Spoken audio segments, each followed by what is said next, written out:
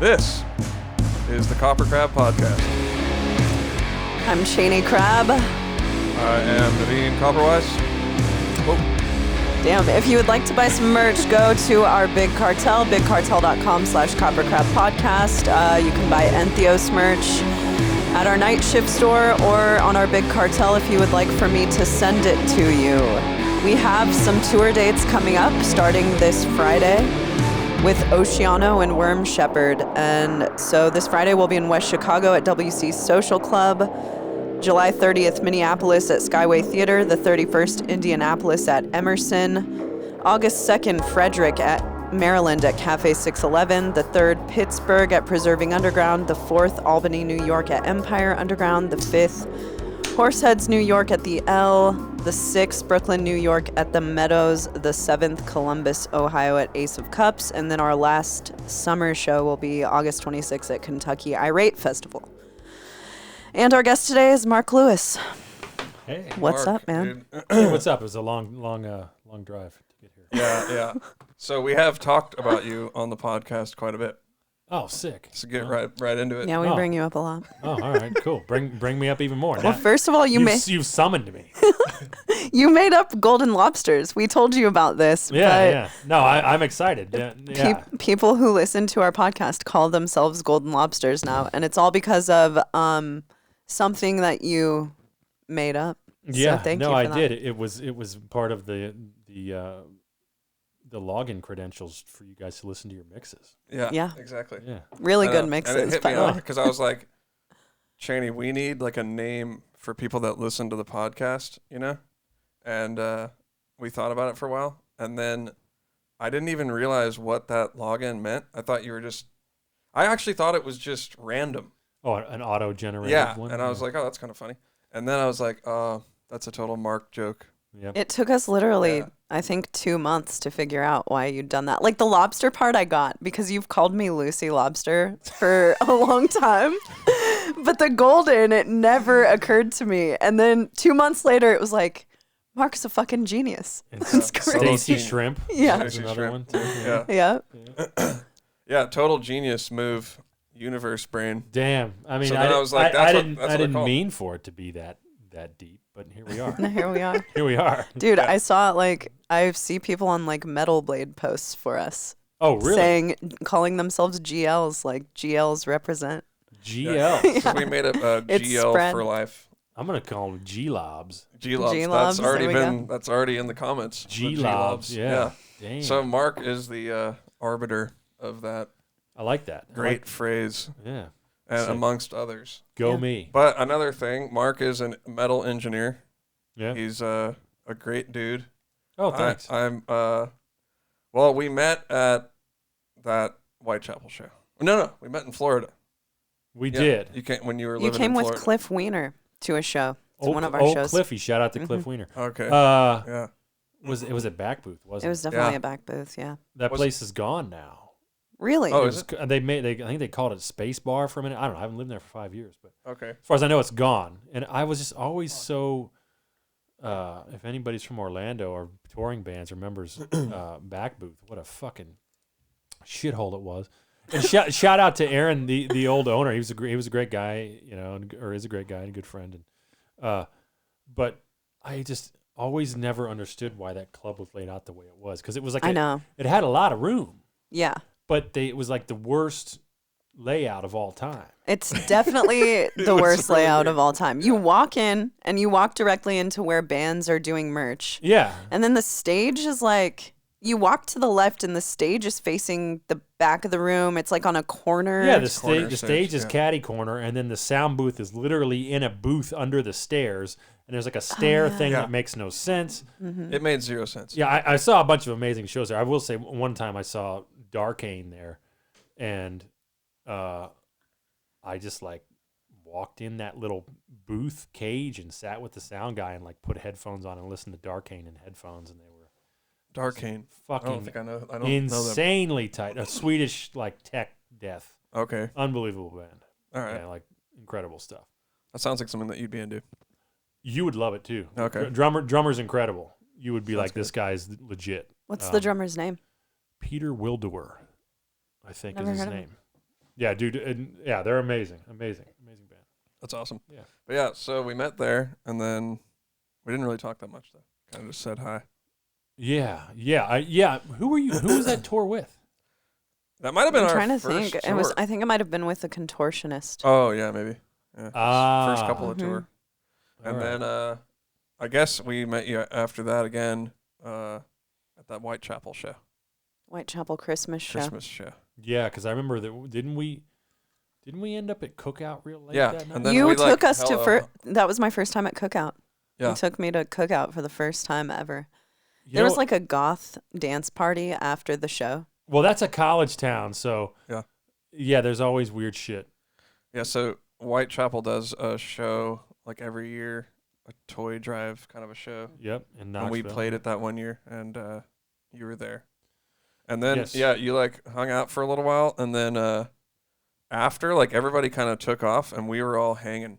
Yeah. And you were at the bar and stuff, and I was like, man, this guy like rules. And then, Oh my God! 'cause he, Yeah, like, hung hung out super late. we went back to the venue, or did we go to Cookout after and then go back to the venue? Fuck that night. It's foggy.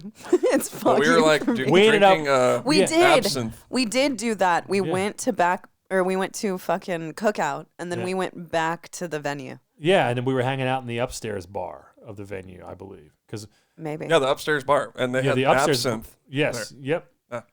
Yep. It was super I fun. totally forgot about that. My memory's so bad, dude. Like a lot of guys, like I have friends that remember everything. Like my best friend growing up back home, like motherfucker remembers everything. Yeah. And I'm just like, dude, I don't remember shit. I don't either, especially with like venues, and I'm just like, I can remember the layout Blank. of like every single venue I've ever been to, like really well. I remember venues well, but I don't like. There's a lot of details about like that night. Like I remember going to Cookout, but I totally forgot about the upstairs bar hangs until just now. Yeah. yeah, I remember that. And then that was the first time going to Cookout. Yeah, Cookout. But then after that, I did the Whitechapel album, yes, you did. and I came out here and stayed with you. Yeah, that's right. You stayed in my continually changing piece of shit house. I don't think I'd call it that. Yeah, well now it's becoming less of a turd. Well, it's got a fucking, I don't know how much, but A it dope, looks like $1 million studio. a Yeah. dope studio. Not $1 million, not even close. How much do you think though? Like Oh. if we're putting it into, how much does it cost even to like make a sick studio? The way I did it, well, I mean, I purposely bought a house that had 2 garages in it. Well, 3 garages, technically with the space, with the floor coverage, but 2 car and 1, and then 1 car on the house. And I have over 11-foot ceilings, which isn't insanely high, but I bought the house because of the garages. And Okay. I've probably put a nice used luxury car's worth of money into those rooms. Okay. yeah. That's not, So not too bad. even 6 figures, not even close. Okay. Um, Still fucking legit. but though. I mean, if you're talking about the gear, that's a Yeah. career's worth of shit right there. So that's a totally different. Right. That's plus the house. I mean, Plus the house. yeah. You have to have the space. Yeah, but I'm talking about just the walls and the treatment and the labor to get the place sounding as good as it sounds now. Totally. Yeah, it's fairly. That's what people don't understand is like acoustics are a good person and the materials aren't fucking magic. It's like it's regular materials. Right. I mean, with the exception of the low frequency membranes that are all over my room. I should like send you guys a picture of the room and we can point stuff out and talk about it. Do you Yeah, you can have do that. do you have Yeah, a picture you right can do that. now? We can pull it up on the internet. Oh yeah, no. Can I text it to you? You could email it to me. Yeah. Email it to me. All right, hold on. But yeah, so Well, Email it to KoperCrabb was KOPER Yeah, because we're on. We'll be on YouTube, right? podcast@gmail.com. we're gonna be on YouBoob. On Better YouTube. believe it. But Alright, yeah, so- so Go ahead. yeah, so I stayed at Mark's house. So you stayed at that house? Yeah. Oh, I didn't realize. I I know. thought that you lived somewhere else, Mark. Or did you have roommates then or something? I did. Emil lived with me. Emil Wursler. Oh, got Yeah. you. The- Okay. The madman. The insane, I will say the that- insanely Best sick motherfucking guitar, guitar player player. alive, yeah. Yeah, he's insane. Well, I'll say that I feel like we were a bit of madmen. Yeah. No, I 'Cause mean, we were kind of raging at that point. yeah. It's yeah. We did rage a little bit. It was fun. What the fuck? That was like the time of my life, man. I had Dude, that record was great. I don't know if I've ever told you, but that was like kind of life-changing for me. I appreciate that. I think it was life-changing for the way, like, very much. yeah, for the way that Naveen even wrote music. I think you've had a great influence over the way that Naveen writes music now, because after he did that album with you, now he thinks more about like the rest of the band, right? According to playing drums, you know. I think that before he tracked with you, like vocals were even an afterthought when he was writing our material, and because of the way that you guys work on Whitechapel shit, it made our band more cohesive in that way. You know, you're focused on Phil's vocals. That's a cool drum, Phil. What's it sound like over the vocals, though? It's like, doesn't work. Right, right. Like, wow, all right. So, like, think of everything. That's a it's good tip. Those guys, I mean, are big picture dudes, and I mean, I feel like we've learned how to make records together too. You know, I mean, I don't know. I mean, they're all good, but you know, the Valley and Kin have become, I don't know, like a kind of an apex of all the shit that we've learned together. I guess maybe like they're, and I appreciate that. I mean, they're brilliant songwriters, so it's easy. It's well, I wouldn't say easy, but more exciting to produce something that is that unique and well thought out, I guess. Yeah. You know, and like those guys just, they really became songwriters without sacrificing who they were, you know? Does that make sense? Because like a lot of guys, it's real easy to like, you know, take a bunch of riffs and do verse, chorus, you know, verse, chorus. Oh yeah, like bridge, we're gonna make like a more catchy song. Yeah. And it's like they are really brilliant with their arrangements, and they are still super interesting, you know, riff wise, and yeah, I mean, I don't even know exactly what I'm trying to say other than that it's exciting music to work on, and they are more unique and better than ever, I guess. You know. Yeah, I agree. So, I think another thing to mention is like what you're talking about is you have to kind of be really inspired to make songs that are a little more structured. Yes. Otherwise, it sounds contrived. Like you're just It does. Oh, we'll just make a simple song. Anybody can do that, but that's not the case. Like if someone's, you know, when you listen to really good pop songs or any type of songs, there's still a lot going on. Oh yeah. You know, and that's like Foo Fighters or something like that. You know, there's still themes that come in and out, and it's really clever still, but it's just in a different way. Yeah, I feel like if your song, you know, it's obviously there's exceptions to the rule, but if you're going to have a really simple song that may only be 2 choruses and 2 verses, and maybe it's 2.5 minutes long, that hook has to be so undeniable, and there has to be some sound or something that really sets it apart, you know, because, I mean, it's just, I don't know. I especially in heavy music, like if you're just writing something that simple, people aren't gonna grab onto it. You know, there's got to be some unique identifier that's gonna make it awesome. You know? I agree. Yeah. But yeah, so I feel like I did learn a lot doing that sesh. Well, good. Yeah, dude, I learned a lot doing that session. I mean, dude, you've definitely been the most incredible guy they've worked with as far as drums, I think, in terms of where they kind of realized their vision. And not, well, you know, I mean, and Ben Harkle wrote, God damn, dude, like what, just fucking incredible. But he's an insanely good drummer. Yeah, just the guy, and just a dear friend, and just incredible. You know, but the Valley became all of that, you know, with the songwriting, all of the tech and the groove with the songwriting and the emotional aspect of it. You know, it's just, yeah, it was really that realization of what they wanted to do. And you were a huge part of that, because there was other drummers, you know, that we had talked to, and they all did great stuff, but you were that perfect, combination of easy to work with and the chops that we needed. You know, it's like kind of having a car that goes 300 miles an hour, but like you want to cruise at 180. Yeah. You know, and it's like, so it feels great at 180, you know? Does that make sense? Like, yeah, for sure. Like you have all the power you need, but you only use it every once in a while. You know? Totally, man. Yeah. It's not an accident. Yeah, I mean, I think that, yeah, it plays into why I like your drumming so much. I mean, one of the I like the way this aspects. podcast is going. This is great. Yeah, we're It's just an all about Naveen podcast. Yeah, He loves that. giving each other hand jobs on here. You know? Shit. Well, I just think it's worth mentioning all that stuff because a little bit of our background. Yeah. But another thing is I got to stay it was 10 days. And Were I got you to there that long? Yeah. Yeah, I was there for, I don't know how many nights I was at your house, but I think it was 10 days. It was like 8 days of tracking and then a day on each end for travel. Yeah.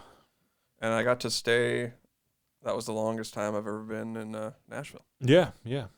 And it was right down the block. Yeah. And here you are. Now you live not know. even a mile from my house. I know. I remember when I told you that, I was like, dude, we're moving to, to your town. We don't always mention what town we live in. I don't know. Yeah. But anyway, I'm like, we're moving to your town, man. And then you're like, what's your address? And I sent it to you, and you're like, you're 1 mile from me. Yeah. And I was like, dude, that's fucking awesome. Actually, I think it's like 0.75. Yeah. Yeah, it's very close. Depending on which street you take. Yeah. I rode my scooter over to your house the other day to check on it for you. Oh, sick. Yeah. Yeah. No, Lauren and I were out for a walk yesterday, and we were like, we're right by Naveen's house. We know it. Like, we were so close. We were down the next left you could make if you were to make it right out here and go left. Okay. And we were like, man, we should stop by, but I wasn't exactly sure where the fuck it was. I know what your house looks like. Yeah. I forgot what street it It is. took me a few times to know which house was yours. Yeah. No, Oh yeah, now I know. Yeah. Yours is distinct because it's got like those figures in front of it. What are the like concrete? Oh, the somethings? swans? Yeah, Gargoyles. that's it. Yeah, Yep, yeah, gargoyles. Yeah. Yeah. Did you send me that picture? No, I forgot the email address. Okay. Oh, yeah, We got to talk. I was giving you compliments. It's and- just KoperCrabbPodcast@gmail.com. Okay, hold on. Yeah, that'll work. I could pull it up to go a little studio tour. But yeah, that would definitely did have a part. Just your experience staying here for that 10-day period had a part, or played a part in us moving to where we moved to, for sure. Well, yeah, when we first were moving here, we were kind of telling people like, "Hey, we're moving out to Nashville," and then I actually would tell people about that a lot. I'm like, "Well, I actually stayed for 10 days 1 mile away from Right. where we're moving to, so I know the area." Yeah, and Which is not true, but well, and plus Evan is a native here, and he's just 2 miles, 3 miles from us. Right. It's crazy. Yeah, and it's the best thing I've ever done. Yeah, I like it. In terms of like, I feel like I made like being almost 40 years old, and like doing a lot of really shitty financial stuff for a long time because I was a musician turned producer engineer who didn't know how to do taxes or Yeah. invest money or any of that shit. Right. And then like I just like ripped the Band-Aid off and like really had no savings but made it work to buy a house here. And my God, like there's just Good so call. many things about Nashville that make it like the most fucking incredible place to ever live and make records. Yeah, I bet. Oh yeah. Just like the gear aspect alone. But like I know. like- Same with us, dude. Like, I'll show you after this podcast, but like we needed like a rack, like a tall Yeah. rack with wheels, like that every band has. Yeah. I just like found a fucking almost perfectly new one on Craigslist Yeah. for Probably $150. Yeah, probably took you an hour Yeah. to find it. And he had like a bunch of them. He's Yeah. like, let me know if you know anybody else that needs one. I got like fucking 4 of these. Yeah, dude, and it's the recording. Yeah, exactly. Like It was sick. it's insane, and like the guy's probably like, "Here, man, take my number. Here, Yeah. come use my studio." Exactly. Like it's just the fucking way Nashville is. Like Saturday, like when I got in from Canada, I was out there doing a record, and Lauren picked me up. We went and got lunch because it was like we're doing like birthday shit because it was my birthday last week, and she was. Oh shit! Happy birthday, Oh man. yeah. Oh, you didn't wish him a happy birthday? I did. I think I probably did. Oh no, Bad it's totally friend. okay. But kidding. so we're out doing birthday shit, and I'm like, I got on Instagram for a minute, and I'm like, oh hey babe, there's a fucking a studio garage sale over in Music Row, and I knew the guys that were putting it on, and we go over there, and it's just a bunch of awesome gear, and nobody's price gouging or anything. But I walk in, I see a bunch of my friends, I see guys that I've only met once, and they're all like, hey Mark, how you doing? And then like. There's just like legendary producers there. There's a guy named Chuck Ainlay there who's like if you're into producing, he's like a very well-known, country and, rock producer, Garth Brooks, and or not Garth Brooks, George Strait, and stuff like that. Still the like same, yeah. Like big stuff. Wow. I want to say he worked on Tom Petty. Am I wrong? No. You can just say that. Doesn't matter. Just Google his discography, whatever. And just like we had never met before, and we got to shooting the shit, and he's, we're talking about, Peter Frampton, and he's like, oh man, you should come check out Peter Frampton's place, and just like, wow. if you're a pro in this town, and like people know it, there's just no bullshitters. It's like, oh, you're a pro, like you might work in heavy metal, and I work in country, but so what? Come check out my studio, like, what favors can I do for you? Like it's just always. This place is amazing. Yeah, it's a lot different. It's kind of the opposite of LA. It's beyond the opposite of LA. And New York. Yeah. It's like my experience living in LA was like people wanted to be able to gain something from you, and then they would be nice. Yeah. But here it's just like complete kindness. Yes. They aren't like trying to figure out how they can climb past you. Yeah. Use you as a ladder step. And I really like that about Nashville. It's like LA with manners. Oh, it is. It is. I mean, like the studio that we did the Valley at on the drums. Like I loved that room. It was Warner Brothers Studios in Music Row, like right down the street from where I went to that garage sale I was talking about. Oh wow. And that room was one of my favorite rooms ever. And the only reason I ever found out about that room, because they don't advertise. It was Warner Brothers fucking studio. Like it's owned by Warner. It's not like they're like, oh, we need such and such to come in here and do their local band album for $60 an hour or some shit. Like, it's for the, Warner label and stuff like that. And the only reason I ever found out about that was because I was looking at Ocean Way, which is an incredible studio in near downtown, in Midtown. And I called Ocean Way, and the owner, Pat's like, yeah, man, like, we're booked the dates that you want, but what kind of sound are you looking for? And I said, I'm looking for, really live, good rock room with a bit of control to it. And he goes, oh man, it's like the best kept secret in Nashville is Warner. He's like, let me, gave me the manager's number, shout out to Clark Schreiker. And like, dude, that room, like I did Bad Wolves in there. I did the Chapel record and some other things. And like, it was like a guy who could have easily taken my business and said, oh, you know what? We don't have those days available to check this out. Yeah, he's like, no, go to this other studio. You're going to love it. Yeah, yeah. Like, it's just like so cool that. It's like a more genuine vibe. Yeah, it's just, and people just want to help you out. Yeah. I think that's the major difference around here. And I notice it even on like a smaller level than that. People are just way more down to help out. Just to have a good community. Oh yeah, even at the grocery store, they're more down. Yeah, or like our neighbors, like I don't really know them that well, but she's like, oh, if you go to town, I'll like watch your cat or whatever, Yeah, great stuff. Like that. I love that stuff. Yeah, yeah. I've kind of taken to it, like the guy who moved in next door, their lawn was like super overgrown, Yeah. Because they were moving in and whatever, they didn't have their mower yet or whatever, and I'm like, yo, man. You want me to hit that lawn for you, bro? That's awesome. Yeah, when I first moved in, my old neighbor cut my grass for me because I think he was more pissed at me for not cutting it than anything. Oh yeah, that's totally a thing. People like will walk outside and judge your lawn. Yeah. I'm not seeing that photo, bro. Sorry to cut you off, Jenny. No, did I not send it to the right? You're showing a lot of stuff on your. No one can see it. Oh, okay. That's why I didn't want you to show your email address. I'm on my shit, dude. That's why I was like, send it to KoperCrabb. Is it in spam? Mark's not going to get spammed. Hold on. No, but definitely people around here are, if you don't cut your grass, I think it annoys your neighbors.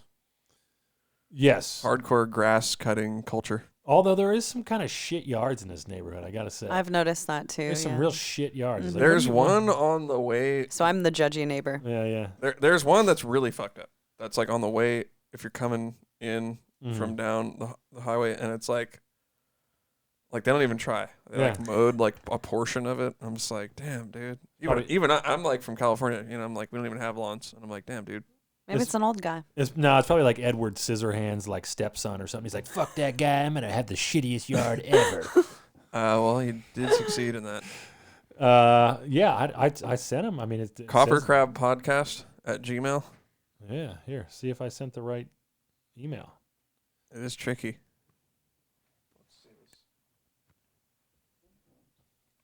Oh, 2 P's. Yeah, That's no, why. it's 1 P and 2 B's. Oh shit. There you go. Well, now the other Non-traditional. The other KoperCrabb podcast is getting insider Enough view. pictures. I can cuss on this, right? We Of can course. cuss, we You can do whatever you want. It's total KOPER. CRABB. podcast. And everybody Gmail. out there, as everybody knows, you can email your questions to KoperCrabb Podcast. Oh, yeah, I forgot to say that at the gmail.com. beginning of this one. We also have a hotline now. And I Mark, can't we have a remember the hotline number. now. People can call in and leave us messages. Sick. Yeah. Can we listen to messages? Yeah, we have We could, yeah. a couple of them, yeah. We Oh, do have a man. couple. Yeah. I want to listen to messages. I know. Um, Some of them are prank calls, though. So it doesn't. well, I tell you what, pull up. Those are- Let's pull up this shit, and we'll talk about whiskey while we're pulling up the shit. Yeah, what's I'm up down. with the whiskey you brought? So the whiskey I brought because Naveen is a Scotch hater and I'm a Scotch lover.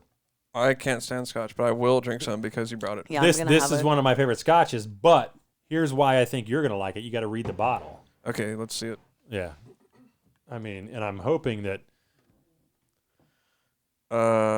Blended grain Scotch whiskey, aged in first fill American oak casks. That's what you think I'm gonna like it. Oh. Okay.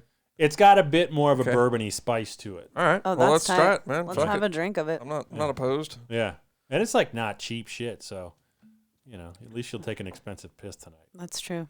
Oh, it smells good. Yeah, that's what I'm saying. You know, the first time we went to Europe, we asked for whiskey on the rider, Yeah, not knowing that we were going to get Scotch every single fucking night. it was probably some decent stuff. It too. probably was. Probably but I don't was. like Scotch. And yeah, we had to, by day 30, we were finding ways to mix it. It was pretty rough. Scotch and soda's never bad. Yeah, you would think It's that. Well, Scotch and club soda. All right, cheers, everyone. Cheers. All right. Let's try it out. I think that's the best Scotch I've ever had Yeah. because I don't like Scotch either, but that doesn't taste like it at all. I love that shit. That's I a- can really do good. that for sure. That's not bad at all. But the best cheap Scotch ever is Inverhouse. It's got a green plaid bottle. Okay. It's real light. It's not.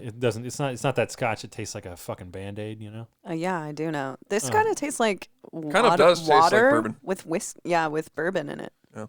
Yeah. Well, it's really good. It's a lighter bourbony flavor. You know. It's really Yeah, I good. really like it. If you told me that was bourbon, I would believe you.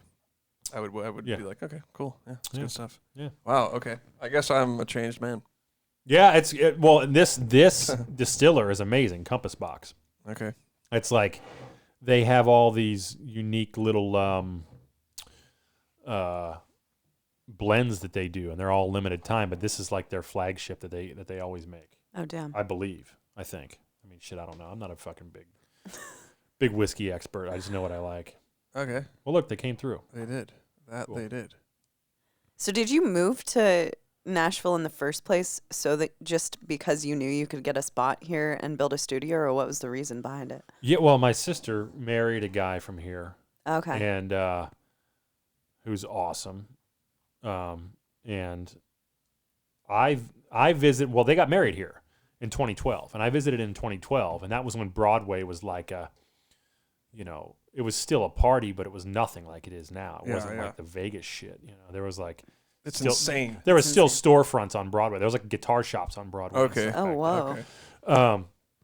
and I visited, and I'm like, well, this place is awesome. Yeah. And then like the houses were like $14. Like, Which is what people still kind of think I they know, are now. I know. Yeah. Our family will come and visit, and they want to move. I know. Here My dad's like, immediately. I think I'm gonna go buy one of those penthouses downtown. You know, I'm thinking it's like He thought no, they you're were not, going to be dude. like those are like nothing. multi-million-dollar penthouses, Yeah. bro. Yeah, now they are. I mean, but I mean, even when I moved, I mean, my house price is nearly doubled, and I'm sure it will go down. You know, but back then, I mean, if I had moved in 2012, my God, Yeah. I would have probably twice the house I have now. But I bet. I really love my location, man, Yeah. and I love where we live. Like, I love your location too. yeah, the town, you know, is just there's just so much good food, and the people are great. and I can get to the gym and the grocery store and all that stuff. And we don't need to fucking sell Nashville on the podcast, but like that's pretty much all we ever do on every podcast, so it's all good. Good. Well, it's a big deal for somebody like me, who works 10 hours a day, 6 days a week most of the time, to be able to get to the gym in 5 minutes. Right. And if I got to go to the grocery store, it doesn't fuck my whole day up, Agreed. Because like when I was looking at places in East Nashville, Ooh. and it was far less convenient than this. No, I'm not doing And, it. and it was, maybe a little over half the distance to downtown. And we're 20 minutes from downtown here, Right. Yeah. which is amazing. It's And- still and- close enough to where you can go. Yeah. Like Not a big we deal. get to experience East Nashville Yeah. still. Yeah. great. And I'm glad I don't live in East because like if I wanted to go to Target or Walmart, like it's a fucking whole thing. Yeah. Yeah. I mean, yeah. And that's- 90% of your life is just going to the grocery store and the gym and Yeah. running it. Yeah. You can get your errands done here. Yeah. Like, you get your fucking, you quick. don't have to go to Right. Nashville, Yeah. Right. Which is kind of crazy because I feel like we haven't left here to go to Nashville in a while. I like how Yeah. we're so cryptic about what town it is. Well, Well, they could probably go on my it's Facebook pretty easy and to just say. find out. to Yeah. figure out. I have said it before, so Yeah. it's whatever. But so I did get the picture. Oh, cool. Boom. Check All right. that shit out. Yeah. Oh, yes. This is really the Insane. first time I've talked about it. I mean, I guess I Let me see should if I start can putting pick- stuff. Look at that. Oh. Oh. Picture in picture. I guess I should start putting Pictures online. these Yes. pictures online. But agreed. I'm working on a website with an amazing web designer. No one Awesome. goes to websites. Yeah, but Yeah, they do. Yeah, I know. They really but do. it's not really like some interactive thing. It's more like a way for people to be able to get a hold of me or to see. Yeah. To be like if they You can want to. clients, you send them there for sure. Yeah, and it's also the interface like that you guys logged into to listen to your mixes and stuff like that. So it'll be more complete, Right. but it's going to be very simple. Got it. Either way, so if we go back, like Oh yeah. the guy that designed it is Roger Darcy. He did Sukoff's room as well. He did Andy Sneap's place, but he's done a bunch of. He did a studio in Tel Aviv I worked at called Bardo, and that is just beautiful, man. So is Yeah. he's like coming up with the blueprints and sending the blueprints to all of these people, and then what's it's the word I'm thinking of? The guy who actually builds stuff. oh, my contractor. Yeah, the a carpenter? contractor Yeah. actually comes in and takes his blueprints and builds what he designs, right? Right. Yeah, I mean, I have a great contracting company here that I use, and obviously my dad was a contractor, so I knew enough to like be able to speak up if something wasn't right. Oh yeah. I mean, and I wanted to do more work myself, but I just wasn't able to take the time away from work to Yeah. pay for the fucking thing. I know. So yeah, no, Roger did an incredible job like with the space, because when I was buying the house, I said, look, this is what I'm looking for. And he said, well, make sure you find some spaces with at least 3-meter ceilings, which they all do everything metric. So I Yeah, found okay. two, the 11-foot ceilings, and he just like knocked it out of the park with these rooms, man. They sound so good. And I Yeah. mean, like the stuff like on the back wall behind the panels with the That's holes in it. what you were talking about. Yeah, that's like a low frequency membrane. and this yeah. stuff. It's not burlap potato sacks for those of you out there. No, it's like a lead impregnated rubber, and it's got that they call it a Hessian backing. It looks like canvas on the back, but Yeah. if the other side of it is like a rubber And that you had to or fly a in here. pleather. right? I had to fly it in. Yeah, it cost me more to ship it here than it did to pay for Wow. the materials From where? from Wales, from Oh, wow. England. I love how you guys left the windows. I do too. That That was- was legit. Yeah, that was a big deal for me. I always need sunlight in there, and that That's the the middle. opposite of Jason's. Yeah, dude, the middle, yeah, exactly. The middle window is fucking hilarious because my dad, rest in peace, like we were building the drum room and we were cleaning out that garage, and that piece of glass was sitting there. And I mean, that glass is a 1/2-inch glass. Oh yeah, this one here. Yeah. So I think people probably can't tell from the picture, but you have your double hung window back here, and Yep. then there's space Yep. in between that, and then you have another piece of glass. And is that just to provide extra sound barrier to the outside?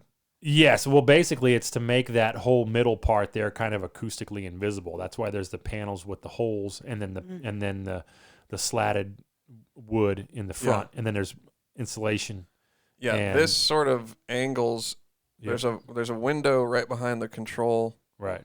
table desk for those of you who are just listening. Yep. And then it angles out on either side behind your monitor. Yep. And that creates a bunch of space over that existing window. Exactly, yeah.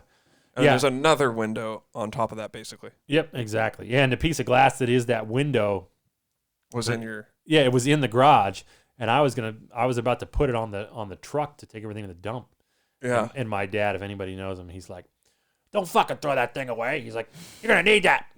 Well, don't do that now, man. That thing, who knows how much it is. Right. Well, that's what wood right now. That's what I'm saying. And this was like 3 years ago when we were building the drum room. And he's like, "Don't fucking throw that thing away. You're gonna need that." I'm like, "Well, I don't know where to put it." He's like, "You'll find a place. Like, you're gonna use it one day." And now it's literally the center of my fucking studio. Yeah. Wow. Well, that's awesome. Yeah. That is awesome. Look at it every day. Yeah. But this is the control room. We might add. Yeah. And then you have... I do have the drum room. I guess I could find a picture of that too. The drum room is a very similar aesthetic. Yeah, and it's completely separated from this room. Yeah, so, it's another building. Yeah. And then you ran all the wires from that under the ground? Or under the ground, under the driveway. Yeah, we actually dug a conduit in the driveway and then put like 40 channels of mic lines and 4 speaker lines and other stuff into the... Well, so is it easy to interchange if something breaks? If a wire goes out or something? Well, I mean, like that, it's usually the ends that break. It's not like it's going to be in the middle. Yeah, you know? right. So no, it's not easy if something were to happen in the middle. But well, that's what I'm saying. It's not gonna. Yeah, what would that entail? Yeah. No, I guess you could probably just pull the wire and then fish a new. You'd have to fish you could it. figure it out. You'd have to fish it back out. But it is beautiful, man. Like that's such a great place to work. It sounds amazing, and I'm very happy with it. I mean, I literally had no living room for 5 years. If people, wonder what kind of sacrifices you make to do this shit, I mean, I'm certainly no rich kid. Yeah. And I literally had my studio in my living room, so I had no living room. I had a couch on the end of my kitchen. Yep. With a TV hung on the wall. I remember that. Yeah, and you just chilled in my kitchen if you wanted to watch TV. And 5 years of that. And I mean, now it's done. It doesn't even feel real. I'm like, do I even deserve this? I know. That's how I feel about our like little setup back there. I'm like, holy shit! I get to use.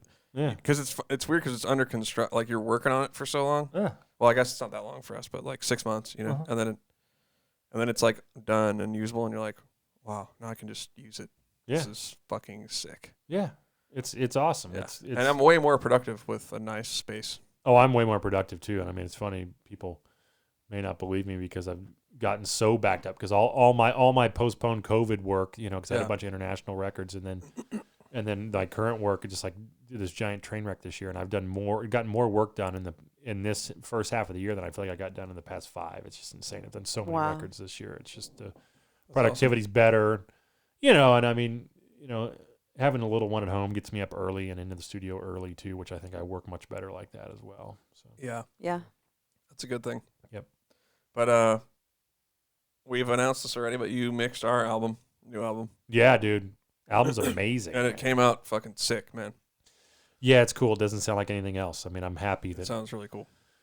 Happy that it doesn't sound, like a bunch of drum samples or a bunch of whatever. No. It I'm sounds happy like about that too. Your drums, your guitar playing, your vocals. It's a whole thing. I hope that Metal Blade's happy. They seem happy. Yeah. Yeah, they do. I think they're pretty stoked. But I mean, that's a part of why we came to you, because you make shit sound like a real fucking band, and we don't want to sound like that's what I love about all of your stuff. It's not over processed, and I feel like that's become such a... Everything is so canned now. Right. There's such a canned production that was birthed from like Gent and the whole thing. I agree. And a lot of bands don't sound like bands anymore, but everything you mix, and I feel the same way about Jason. Everything Jason mixes, it all sounds like bands playing. Yeah, well, I mean, I guess we're kind of, I guess there's guys that are older than us that do the can thing, but I mean, we were definitely like, especially Jason. Jason's 3 or 4 years older than me. I mean, this is like a critical time. I mean, even if I was 5 years younger, I would not have had the experience I had, with the analog style workflow. It's not like I was recording to tape all the time, but like using outboard gear. Yeah, when I first got to recording, it was like we were recording on ADATs and DA88s and all this. You weren't looking at the screen. But either way, like that's just what I want to hear, and like a lot of guys really love that can shit. Some guys just fucking love it. Like, I mean, I think it definitely works.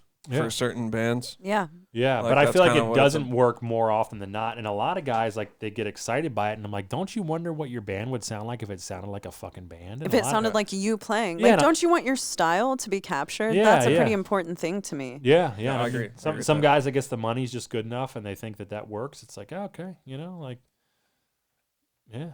It's I don't understand it. I mean, because everything I grew up listening to, even something like Fear Factory still sounds like humans, even though it's like made to sound like a robot. Like there's still like you can hear like Raymond's like kick and snare fighting. Like they're not like perfectly gridded. Like even if they drew those kick drums and they never fixed the hands or or whatever it is, like it's it's just something so much more exciting about it. And I feel like my brain turns off when it's perfect. Yeah. Mm-hmm. You're not threatened anymore. Your brain's like, oh, I don't need to listen to that because there's nothing interesting happening. Yeah. It's I think a predictable. good, somewhat of a balance. I mean, it kind of depends. Yeah. It's kind of a case by case thing for sure. And I think a lot of people would, some people would even say that my stuff is over polished, like, Oh, yeah. But then sometimes I try not to do that, like a lot of like the Cannibal Corpse record I did, a lot of people argue about that. Some people think it's the best thing they've done, which I don't have an opinion on that either way. I mean, I love the old stuff. That's what I grew up loving, but some people are like, oh, it's too polished. And other people are like, oh, it sounds so sick. And you did a Skeletal Domain, right? Yeah. Okay. Yeah, and it's definitely a departure production wise, as far as they're concerned.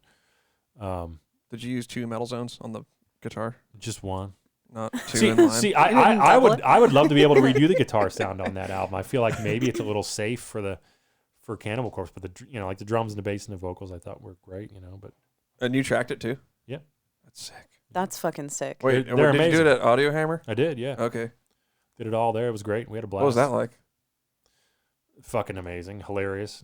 Yeah. I mean, that must have been sick though. You're like sitting there like I'm recording Like, Cannibal I'm right tracking now. Oh, dude, Like, they're Deal with it. yeah, they're the best dudes. They're like the nicest fucking guys. We used to like I did the Conquering Dystopia record too with Loomis and Alex Rudinger and Keith Merrow and Webster. And we would like make jokes about how Webster's like the nicest guy in the music business, like at least in heavy metal. Because there was like talks of us like making a coffee table book of like all the nice things he would do for people, like picking up a nail in a parking lot or like helping an old lady across the street or something, But I mean, it's and like like George is fucking so on it, like in terms of like I think we did great vocals in that album, but it took us 3 weeks to get the vocals done because we just shot the shit the whole fucking time. Okay. Like, Yeah, it I was feel like like he would do the vocals like one take, just like here's the. yeah. Oh no, I mean it wasn't a lot of takes, but it was. It's having fun. I was trying to push him to sound a little bit more like classic Corpse Grinder, Okay. and not just low all the time. But then like we would do a take, and then like one of us would fart, and then it would be like a 3-hour conversation about farts or whatever. Like it was just like, That's dude, sick. it was. I mean, and George can talk his fucking face off, but. Man. Never met him. That's the We had a dream. blast. Oh, you I know, never I've met George? Never No. met Oh, him. God. Can't wait to meet him. I want to meet him. I actually don't really know them. I know Alex. I've met him in person a couple times, and then I was talking to him about doing a project, and Right. we had been going back and forth a little bit. But Blotted Science. Yeah. Oh, amazing. Yeah. Yeah. But I don't know whatever really became of it. Kind of the whole. It was like right before COVID. Right. Oh, yeah. Like me and Ron and Alex were kind of talking. Uh-huh. We were even sending some ideas back and forth with like just like recording and whatnot. Man, I'd love to hear that. That would be amazing. I Yeah, I would know. love to hear that. When I wanna hear Naveen it. was talking about with them, I was like fangirling. Yeah, freaking Oh, dude, out, yeah. I mean, me too. freaking out. Like Ron is my favorite guitar player. Oh yeah, he's the best. amazing, and He's and the best. and He's the Alex is absolute such a best. brilliant I love, bass Are player. you kidding me? Yeah. It hit me like when Alex would like send me an idea. I'm like, I'm getting an idea from Alex. This is insane. Yeah, But I don't know what's gonna happen if I'm gonna do it or not or whatever. I feel like a lot of times he's totally oblivious to his importance, or at least he doesn't take it, like we do. And I guess that's a good thing. But That's a good thing.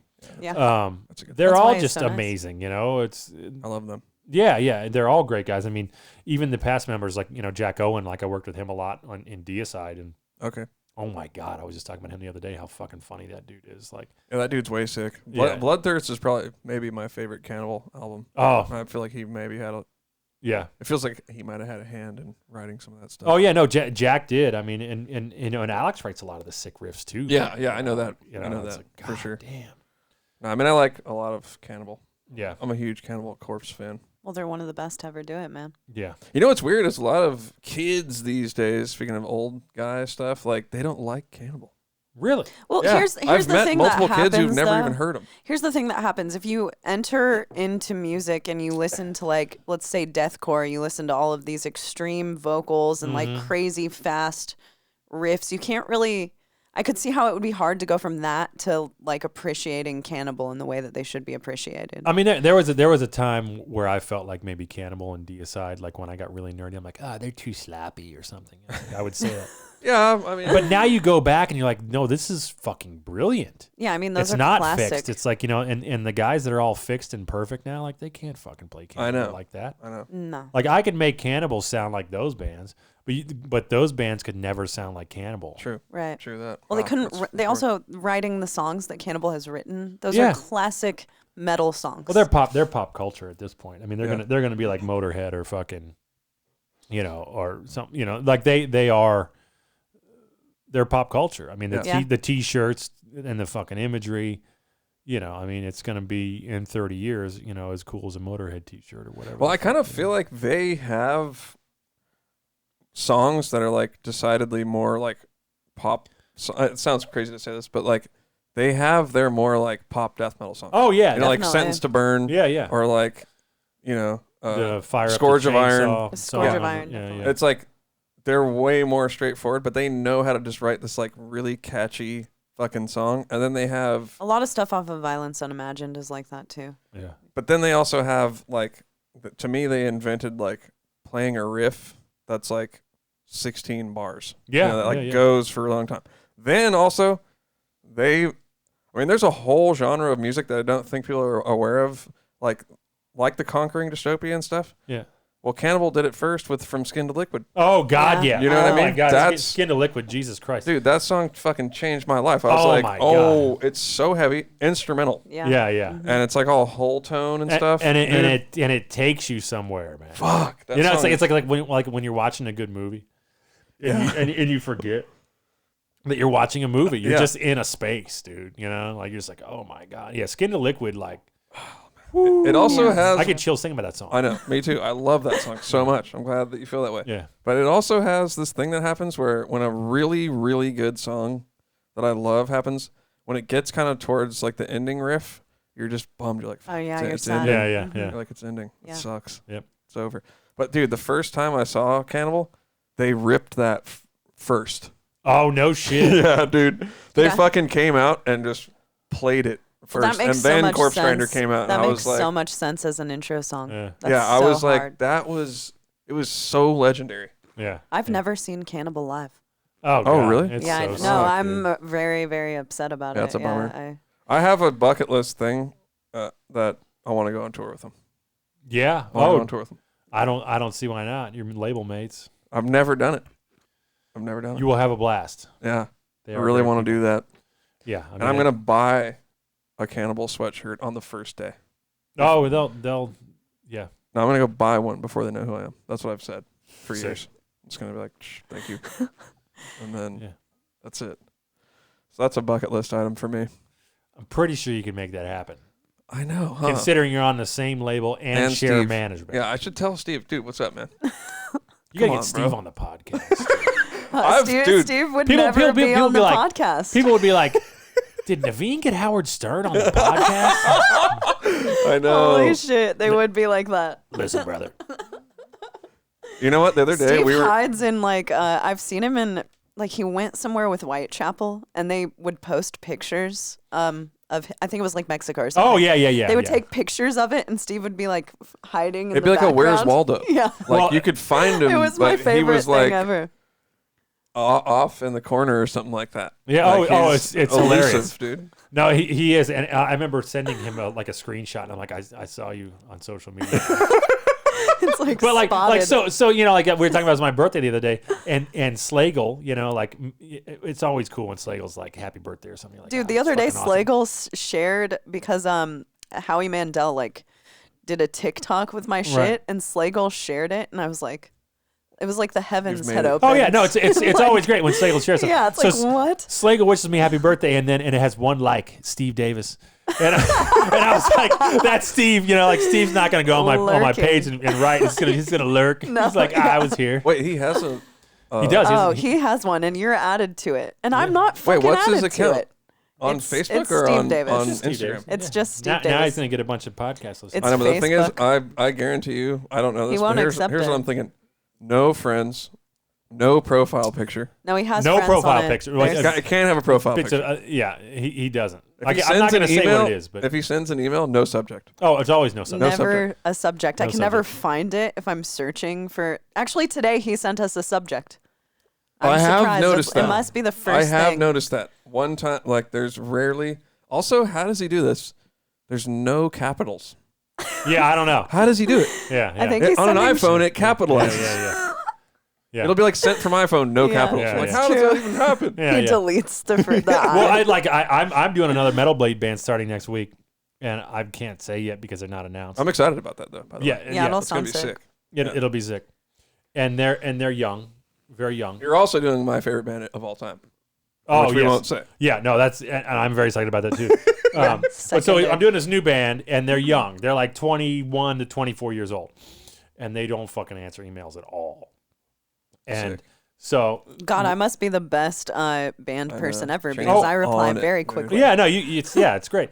But I'm like, hey guys, let me know if you need strings, picks, fucking drum, like what, like I know what drum heads I'm gonna order, but I'm like, what do you need? Sticks, strings, picks, fucking, you need batteries, like for your EMGs, like what the fuck ever. Like 3 days goes by, and the manager's like, hey guys, need you to respond to Mark. And then like I respond, and I'm like, hey guys, and then all of a sudden Davis is like, you guys need to respond to Mark so you don't show up and have nothing to record with. Like, and just like the way he words stuff is just like so abrasive but so short. It's fucking hilarious. Is Steve managing them? No. Or he's He working works with you? with you. Yeah, Yeah. but Yeah. he represents me on it, and their manager is part of Steve's company. Oh, okay. Unchained. Yeah. See, that's what I like about Steve. Steve is he just no bullshit, Yes. no nonsense, I cuts love, to it. dude. He gets does shit stuff now, like in the last, because we've been planning. Well, we did the Metal Blade thing, and then we've been planning our whole Putting album and in everything. work, yeah. Right. And like, just watching Steve go at it, I'm just like, man, I need to be more like that. Yeah. I Oh mean, yeah. I Like, love it. Don't Yeah. even ask what you want for. Ask for 2 times what you want for. Yeah, and then he's- you get what you want for. Yeah. I'm And like, you I'm know, like, whoa, dude. Steve has made some crazy shit happen. I'm not gonna say who, but I knew exactly who I want to shoot our music videos. Yeah. And I've known, and I said it right away. And I got laughed at by other people, but Steve was like, "I'm gonna make this shit happen." Yeah. And I mean, now it's, they're like, shooting crazy. videos for us. Yeah. So The That's guy is the shit. so he makes awesome. shit happen, man. I seriously really love Steve. Yeah. He's the best. Yeah, he's taught me a lot about life. I mean, there's Yeah. been times I've been very low, and then Totally. I'll text Steve, and he's like, I'll just say something like, "This too shall pass, brother," and I'm like, It's true. "It's true." But You yeah, know- the other you day know- we were on a long call with him, and I was like, man, Steve would be like the best fucking podcast guest. He really Oh, would. fuck yeah, he would. I mean, And he'd dude, be like just smoking tons of cigs. he Oh, also yeah. is like the things that Yeah. he realizes about people without them ever saying anything, just by hanging out around them for years and Yeah. years. Like he knows things about me that like, and he will point out things that I don't know if most people notice. Right, You know, right. he really understands people Yeah, yeah. in a really does. cool way. Yeah, he's a special dude. Yeah, he, He really really is. is. I He's love really, him. really Love awesome. him very much. I'm really lucky to know him. Yeah, Yep. I totally agree. Yeah, he's an amazing asshole. That's what I would like to. Well, he's never an asshole to Awesome. us, It's though. great No, to see you. exactly. He's working for You all want him on he's your working for side. all of us. yeah. Yeah, we're on his good side. Yeah, for now. totally. Yeah. All right, so what are we talking about now? Well, how did we've you- gushed about Steve. So, how did you what made you want to be an engineer, a producer in the first place? It's just kind of where my mind went. I mean, my dad was a contractor, but he was a big audiophile, kind of a music fan, Record nerd, collector kind of a record guy? collector-ish, But he just always had a really amazing stereo system growing up. JBL 4311 studio monitors were like the speakers I grew up listening to music on. And wow, that's sick. yeah, and his dad like owned pawn shops, so dad was like a musician growing up, and then he's always around music. But besides that, like when I took an interest in music, it was like the first 2 years was just like, well, the first year was like Nirvana for a couple months, and I was into metal, too. But then I really started playing Metallica all the fucking time. He's like, hey, and Santana, like I was like learning Carlos Santana solos at the time. I learned how to bend and, like my first lead licks and stuff. And he's like, if you're going to play this shit, you got to learn how it works. He's like, you better learn music theory, and you better learn fucking, gear and blah, blah, blah. And I was always like, strapping his equalizers together and the amps and the tape machines and pissing them off. Okay. And you're getting experimental. Yeah. And I'd be like, why doesn't my guitar in my basement sound like James Hetfield's guitar in Injustice for All? Yeah, obviously that's what we all wonder. Yeah, exactly. But like, so I would spend more time tweaking my amps than I would practicing. And like it got and then they got me a really awesome amp when I was a kid. They got me this Johnson Millennium amp, which was basically, it was made by Digitech, but it was kind of like Line 6's rival. Okay. And I thought it smoked the Line 6 stuff. It was a sick amp. It was kind of like a Digitech 2112, but like in amp form. And I would spend so much time fucking tweaking that amp, dude. And like I had a pretty sick tone back in the day. I remember when I did my first demo, the guy that recorded was like, dude, your guitar sounds pretty awesome. He's like, you're good at this. You should like, consider working in the studio. Okay. And at the time, I think we were paying him like, $45 or $50 an hour. And this was like a garage studio. Yeah. And he did a good job. Back then, like, especially back then, studios, and engineers, $1,000 a fucking day. And like engineers were making crazy money, Yeah. And I'm like, and I didn't think I was going to get rich, but I'm like thinking like, well, the band never shows up, or everybody's always fucked up or whatever. Like, you never keep a band together. Like, and I love this. Like my mind just works like a producer, because I have, I can work with bands and they're like, how do you do this? I know. Like they think that's what I think. Yeah. Well, I have producer tendencies. Yeah. But I can't stand bands like telling me what to do. Yeah. For Like, sure. Like when we were working on our album, Yeah. I'd be like, man, I'm really sorry, dude, but we got to EQ the guitars some more. I'd feel really bad about it. Oh no, I know. fine. I mean, you got to be happy. But you're like good at dealing with that. I feel like I've gotten a lot better at it. That's for sure. I mean, I just really want people to be fucking happy with with what they lay down with me, man. But yeah, that's just how my brain worked. And dude, I'm severe ADD. Like, so I'm like really hyper focused on things I'm interested in, and I can't focus on things I'm not. And I think it just really made sense for my brain to do this, because I can sit and listen to a guitar sound for a fucking week. Yeah. Like Zach and I on the last Whitechapel. I mean, dude, it was like 50 different speakers and fucking 14 or 15 different cabinets, and like we just sat there just listening to the same riffs over and over, like, reamp through the amps and the speakers, and just, yeah, it's just nerdy shit. It's just how my brain works, man. And I really think it was the best possible thing. Like, I would have to be doing a job where I was allowed to be this impulsive yet meticulous. You know what I mean? Like, because you have to, like, there's guys that are good at this that don't do what I do at all, but they're probably, really incredible songwriters who have like a mix template or something, and that's kind of their thing. Whereas like I try to do like all, like I try to be very musical and very technical at the same time, you know, and it's I think it shows, man, for sure. And like the attention to detail, like I said, that's another thing I learned, like going to record with you, you're like, all right, we're going to try, 4 different crashes on the right. Yeah. See which one sounds better. Yeah. I'm like, okay, yeah, that's sick. Yeah. And another tip that I learned from you is like, and this is kind of, I think, a good band mitigation thing that I noticed that you do. Like if a bunch of different people have different ideas, it's like, all right, yeah, we'll try them all. We'll just see which one's the best one.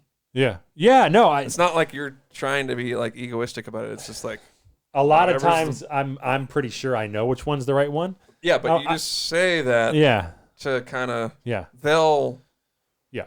It's kind of like a Steve Davis I move. was just gonna say that it's Mhm. the same as a managerial It's like mindset. you sort of just you go, yeah, well, let's try one. We'll But see he what kn- he but it's like knows what it's he wants. clear Yeah. that my idea is the best, Right. and you'll know that Right. after But you you hear just it. expect it's like people will come around. At least that's how he works. It's like people come around to. Whereas my way of doing it would be like, listen, man, I know what I'm doing, okay? Right. And my way is the best, and you Yeah. need to listen to me. Right. Well, I think, yeah, especially like managers and producers are kind of one and the same sometimes. 'Cause, I mean, we get paid to make decisions. Yeah. You know, we're not writing the majority of the song most of the time, but like we make that decision. No, this beat needs to be here, or you need to cut this part, or this song's not fucking good enough, or whatever it is. Just where managers will be like, well, you guys need to be doing this for this X amount of time to set up the record for this, or this, be on the road here, or you don't take a fucking bus this 2 weeks and you'll come home with $20,000 instead of nothing. Right. And Because bands are stupid. yeah, bands are stupid. They're really stupid. But I mean, I can do the same thing. Like if I'm 6 weeks into a record and I haven't had enough time off, like I'm in it almost as deep as the band at that point. It's like, oh man, I got to take a fucking week away from these songs. Yeah. Because then you kind of lose perspective. You go into work and you're just like, well, if we're gonna start at 12 today, we'll be done by 8. And thank fuck, it's not like you're excited, anymore, Right. or whatever. And it's you have to make sure that you're fresh because you're the one that people are looking at to make decisions. You know, Right. it's a big thing. That's cool, to them at least. So I kind of wanted to ask you about how you got involved with Jason and moving to Florida and like being a part of that whole thing. I mean, that's kind of a cool. Yeah, I think some people might think that Background. you're from Florida.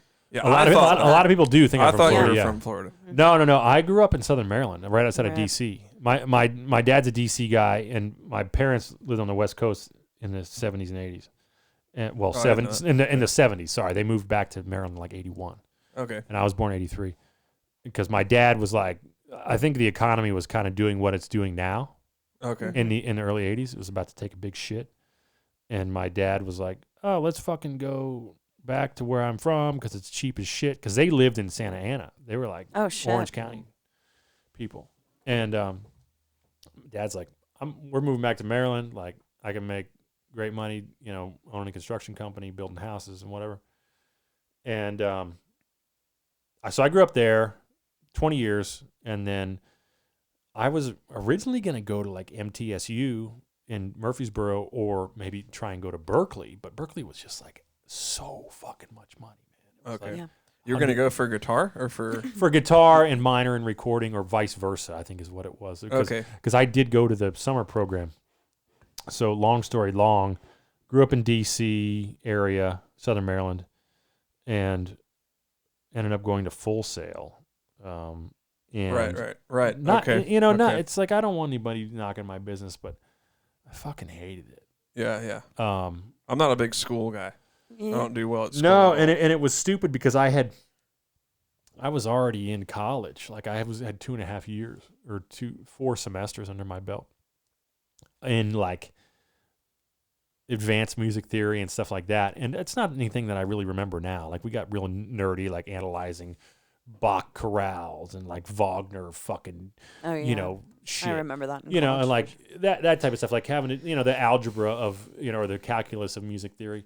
And so I went to Full Sail, moved there to Orlando, and I was in Winter Park and I hated it. And like the first 6 months of that school, I felt like Billy Madison. I'm like, back in first grade, and they're like, "This is a microphone." I'm like, "Yeah, no shit." Like when do we get to record stuff? I can't do it. And Can't do it. like tested out of my theory classes and stuff. And I'm not saying it was a joke, because I mean I had worked really hard up to that point. I had started like studying pretty hard from like 15 to 20. I was like nose to the fucking grindstone, like nothing but guitar playing. And Okay. you know, So did you kind of feel like you were going to be a guitar player at first? yeah. I mean, I took guitar very seriously. I mean, I was a performance major, Okay. and then ended up at Full Sail because I felt like I would be able to find work. Again, just really kind of always had that how does it work mentality beating into my head. But it also it really pulled me in, the recording, like what I was talking about before. So I went to Full Sail, and that was really a joke. I did really well, and I was always an average student, and I like fucking killed that school, you know? Yeah. And that was cool. It made me feel good about myself. But, you know, like then I met Jason. He was at Full Sail. He was not at Full Sail. He went to Full Sail about 2 years or 3 years before me. I was there. Okay. I was there in 2003. So I think Jason was there in 99 or 2000. Him and Ron were there at the same time. Yeah, okay. Oh, That's how okay. they- That's that's how how they know they each met. other. Yeah. And a friend of mine, Josh, told me, he said, man, there's a heavy metal studio out in Sanford. They recorded God Forbid. And I was like, oh, yeah. Like I had heard Determination. I'm like, oh, that's a cool record. Like, Oh, Eric- they did that? No, Eric Rachel did Determination. Oh, But I okay. had heard Determination, and I hadn't heard the EP that Jason had done. Okay. And I literally just fucking emailed Jason. I'm like, hey, dude, like, you know, I saw you have like 7 strings on your website. Like, I play 7 string. I'm a guitar player. Go to Full Sail. He literally wrote back. He's like, hey, dude, like, here's my instant messenger. Like, and like we started talking. He's like, That's hey, awesome, man. He's man. like, Wow. he's like, just come by and hang. And like, and I went there, and his brother Jordan was there, and Oh, literally, he's like, a drummer, right? yeah, his brother's Yeah. insanely sick. He's Yeah. he's the drummer of Crotch Duster, is that? Or He he's was the drummer of Capharnaum or Capharnaum, however Yeah, you Oh want to say yeah, it. okay. And he's a big hip hop producer now. That's right. He always has some Really? other acronym. Yeah, but Jordan's great. Jordan and I are like are good buddies, and we always got along super well. In fact, we would gang up on Jason, you know, Make fun of him and make stuff. fun of him and shit. Yeah.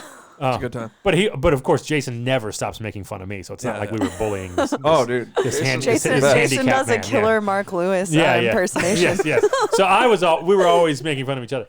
But so Jordan is there. I go down. We hang out. We jam, and like I'm just like, God damn, these motherfuckers are like 2 of the sickest motherfucking players I've ever seen in my Yeah. life. Like it was insane. And Jason was like, yeah, you're not a bad guitar player, you know, like. And I think he was just being nice because he's insanely sick.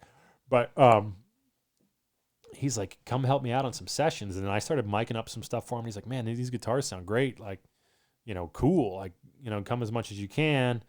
And I would go, you know, a little bit. And then I graduated, and Jason was like, I think just finishing Ascendancy by Trivium. And Is that like the first Trivium that had like a pull harder? that wasn't the first one. It was their second one. Okay, It was the first one for Roadrunner. gotcha. And- But they kind of took off on the second album, right? You guys want any more of this? Yeah, I do actually. That's really good. Yeah, it's I really really good. like it. I still have some, so. Thank you. So he was just finishing, and he really wasn't busy. So I don't think we had like a conversation, but it was like kind of like I got the idea that he didn't need me. So, and I wasn't dead set on staying in Florida at all. I moved back to Maryland in December of 2004 and was interning at a studio called Q in Falls Church, Virginia. And it's still there. The studio's awesome. They have like 5 nice rooms. And I was definitely spinning my wheels there. I went back to teaching guitar because I was teaching guitar right out of high school. And I went back to teaching guitar. I was actually teaching at the college that I went to before I went to Full Sail. And then I was teaching at a guitar shop where I grew up. And I was there naughty. It was like by April, so 4 months, Jason was like, hey, I think you might need you to come back. I'm getting really busy.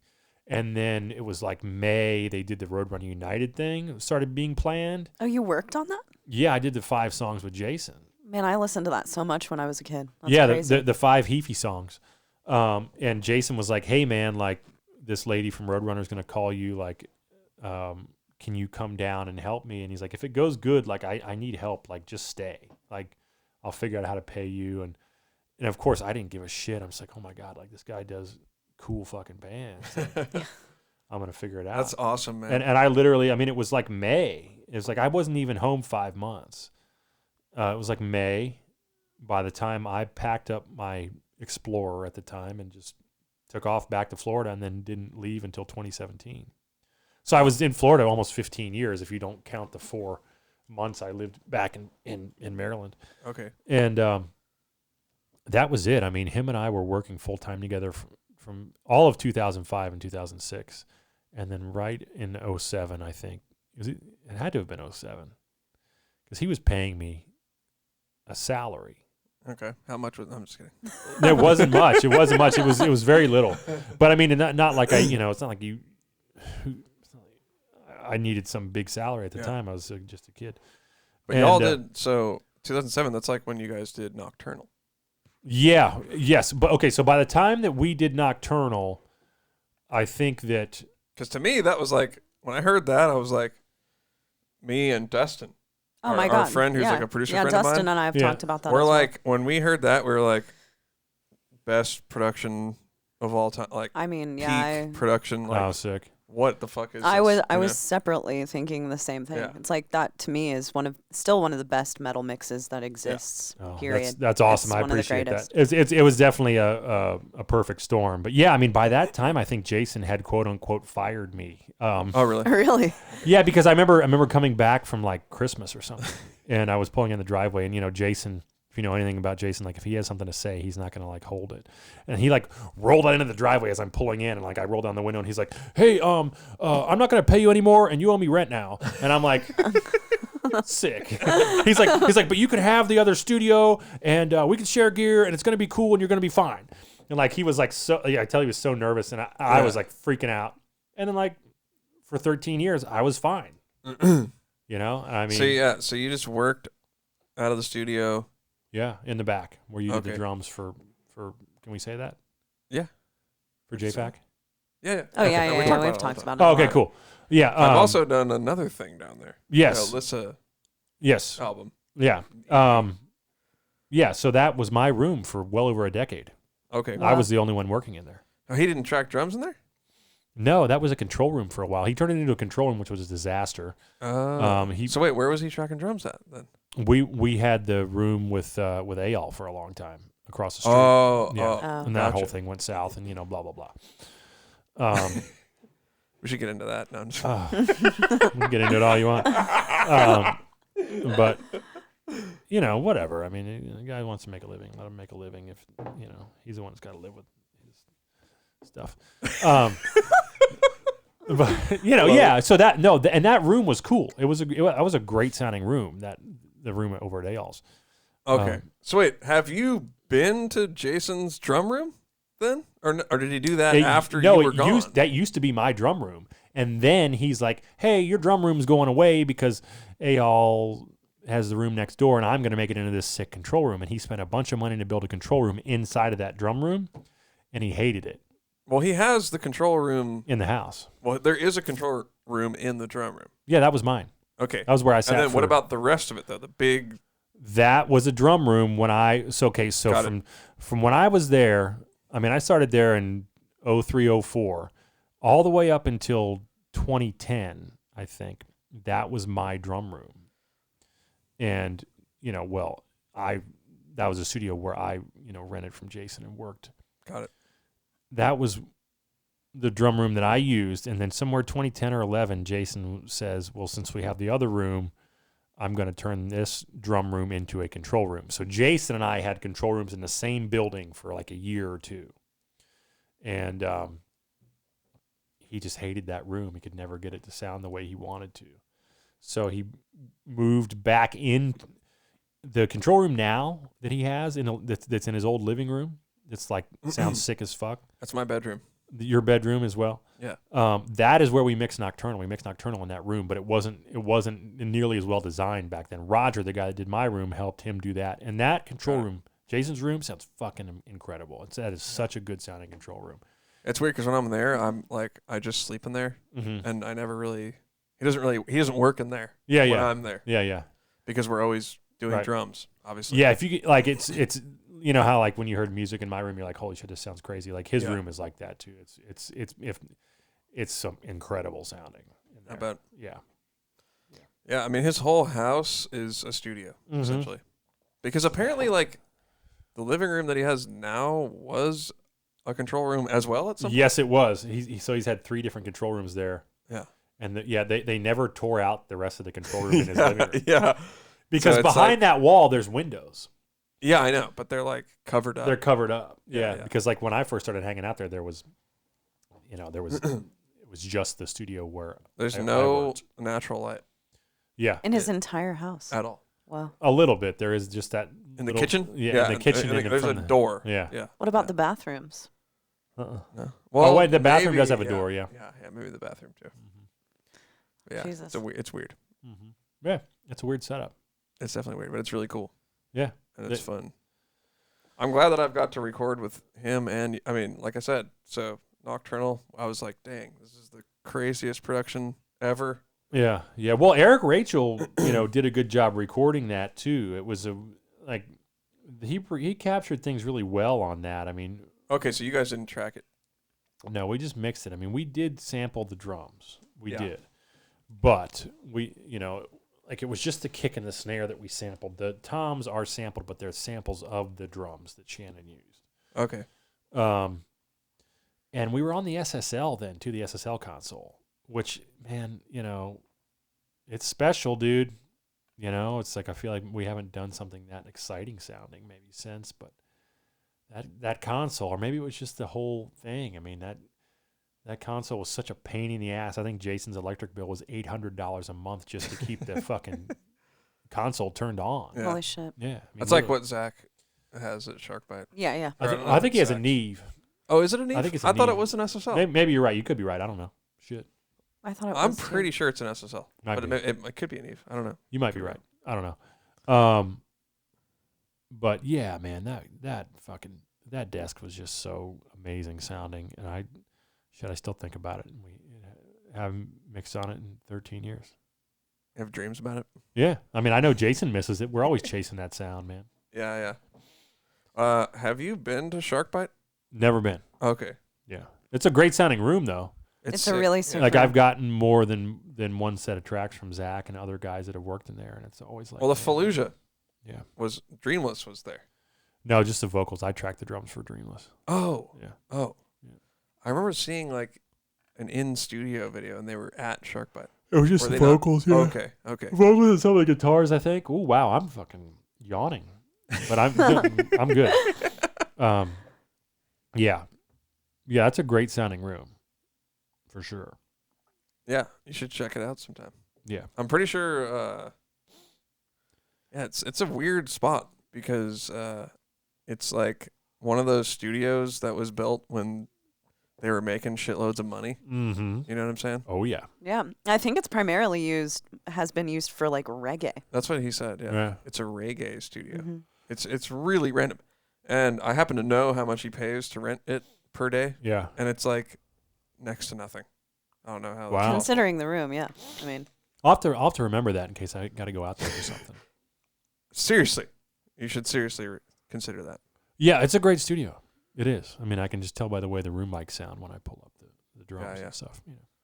But anything else, Chaney? oh yeah. So Jason was essentially like your. He was like your guy. He was who you learned a lot of shit from. Yeah, I guess I in would be recording. his quote unquote protege or whatever the word Yeah. is. Damn, you're the protege. Yeah. Oh yeah. Jason fucking man, like he gets so down on himself, but he is such a fucking genius, and especially in terms of like music. Like I learned so much about being a producer from him. Like I think we taught each other a lot of things, but I don't want to downplay what he taught me musically. Like watching him work with bands and what he was able to do with their songs in such a short amount of time.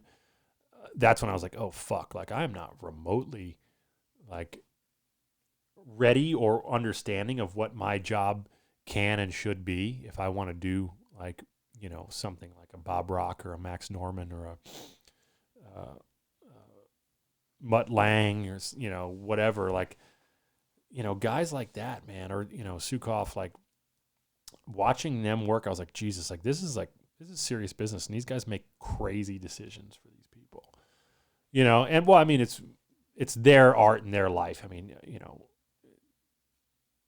I guess it's all, how important you want to make it, but watching him work was insane. And it still is. He's brilliant. He's brilliant in music. He is. Yeah. I think what you're saying is right. I mean, at the end of the day, the engineer, like the musician can be amazing, but if the engineer is not equally as amazing, then the songs aren't going to translate in the correct way. They're not going to be, I mean, you don't have all of these amazing records without the engineers that worked on them. That's really where a lot of the magic happens, and that's why people like recordings. Like when you're hearing a good artist on the radio, a lot of it is a fucking good mix. Oh. A lot of anything you're listening to is a good mix. There are bands that I can't listen to because their mixes aren't good enough.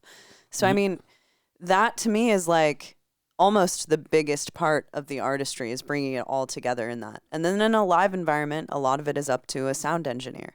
Oh, I totally agree. I mean, it's all about how it's perceived. And I mean, you have to have somebody representing your sounds the way you want to sound. And a lot of people don't take it seriously enough. And I mean, it frustrates me when I see like seasoned bands with great players like go out on the road and they don't even take a sound guy. Like, and I'm not talking like young bands. I'm talking like older bands that like, okay, so you don't want to take crew, but at least take a fucking sound guy. Yeah. I mean, you have We've to. always been like sound guys, like more important than anything. It's a fucking big deal, man. And like, and people are going to remember that shit. And, you know, you might sell 3 more t-shirts and maybe that doesn't seem like a big deal that day, but like $120 or something, you know, that night is a big deal. I mean, over 30 days, that's $3,000 fucking dollars that you're making extra because of the sound guy. I think that is one of the most important things to tell any band. Young bands should, that's the first thing you should look into. I'm not saying if you're doing like a weekend run or something that you need to get a sound guy right away, but if you're going on tour as a band and you don't have a sound guy, you're really like leaving your band's sound in the hands of people who have never even heard, who might not even know what metal is. The club sound guy might mix like acoustic artists every night, and then you're putting like a metal band in front of them. Yeah, a screamer, and expecting it to be something that people want to listen to. Yes. I mean, exactly. It's a huge deal. Yeah. And I think for us, times we haven't taken a sound guy, there's so much anxiety left. Yeah, it's horrible. The sound guy is like the person who knows everything about how to set your shit up, and it takes a lot out of your mind if you have a sound guy. I mean, it's totally it's so important for people to not have that worry. I mean, especially on the road, man. Like, I just can't believe when people do that shit. It's like you have to. It's just part of being pro. I totally agree. It's part of being fucking pro. Yeah, it's true. You know. I mean, it's it's like you can tell, like so I'm in the band, right, and I wear like over the head monitors like this, right. But I can still tell when everything's where it's supposed to be, right, because of the vibe. Yeah, you know, and it's the same way on recordings. Yeah, you know, like you're trying to get everything to sit in a way where the energy is like, okay, it's coming through. You know, right. And like even from myself, and I'm sure you get the same feeling, like when I'm working on like a little mix for myself or whatever, like I'm kind of like, and then like eventually it like it starts to come through, like the like you're no longer to like sound like a record. Yeah, it starts to sound like an album. Yeah, I mean and dude, I might even say something like that, like when we're just tracking drums, like oh, that fourth crash, now it sounds like a record. Yeah, like oh, that sounds like what the album should sound like. Exactly. And like especially when I'm producing, like there shouldn't be a shit ton of work to do on the mix, you know. Like I agree, man, and that's it's like you got to get it right, you know. And yeah, I mean, I mix a ton of records where they're tracked terribly, and I have to fix what they've sent me, but I try to keep the vibe there. But like, you know, when I'm recording, like I want us to it's exciting, dude. Like the tracking should be exciting, the tone should be exciting, the music should be pushing you along. Yep. And if you're dragging your feet, you either need a break or you're fucking up. Yep. Yeah. I agree 100%. Yeah, and it took me a long time to learn that, because there would be times when I would stay up until 1 or 2 in the morning, you know, fucking things up, and then I go back in the morning and I would undo everything that I did the last 4 hours of the day. Yep. And I worked so much in the beginning, and I still work so much now, but now I work smart. You know, like you have to. When you're making records, man, you have to know when to take a break. And I want bands to respect my work ethic, and I also want them to understand when and why I'm taking breaks. Yeah. You know, like and you're not just doing it because you're like wimping out. Yeah, It's like, yeah. no, it's good Yeah. to take a break. Yeah, it's good to take a break, and you need like I think I'm much better now than I was, and I think bands now usually understand why I get up when I do or whatever. They're like, oh, all right, I see, it's time. You know, like I try to be in sync with the artist the majority of the time, and you know, hopefully we both get worn out at the same time. You know, so Yeah. Yeah, I mean, for me, I've noticed, like I said, when it's like kind of comes to life. Yeah. I know because I start like headbanging and I'm like, yeah, here we go. Yeah. Like, and I'm like, yeah. Totally. And that's Yeah. like do you feel like that's like the best feeling? Oh, it is the best feeling. When I'm like, ooh, we are fucking doing it yes. now. Oh, dude. it's you still get chills or whatever. Like Yeah. because there's like, what, man, like making records and being in a band, and I think more so making records and even being in a band. Like we are so desensitized. Like when was the last time you listened to a record that wasn't yours and got chills? You know, or whatever. Like it's really hard to get excited about Yeah, music it now. is. It's It real. really Because is. it's our job.